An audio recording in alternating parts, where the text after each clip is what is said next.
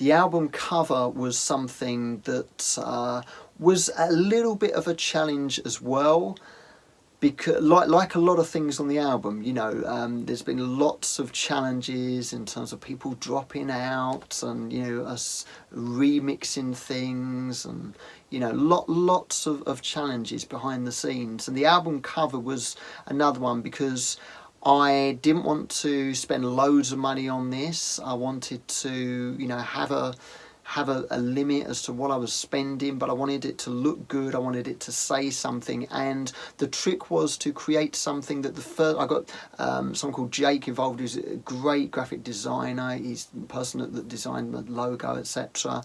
And he sort of understood the criteria, created something that looked really good, but the feeling was, I felt, and a couple of other people felt, you know, it just looked a little bit too religious. That's the problem with empowerment songs. It could be deemed as being religious. And that wasn't, you know, the direction I wanted to go in. And I'm not anti-religion, you know, I'm very much into spiritualism, etc. But it wasn't, I didn't want to be seen as a Christian band. So we made some changes. I wasn't quite sure whether I wanted a person, because the first one had like a person on there.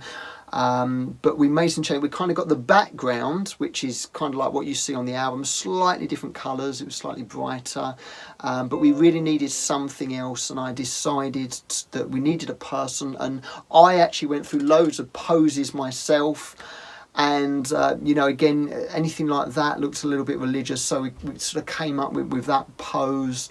And I think it works. So that is actually me on the album. Although you know, maybe my arms have been slightly increased in size a little bit, but it's primarily me on that album. And hopefully what it's about, that the cover is actually about you shining your light. It's about you being empowered. It's about, you know, shining through the darkness.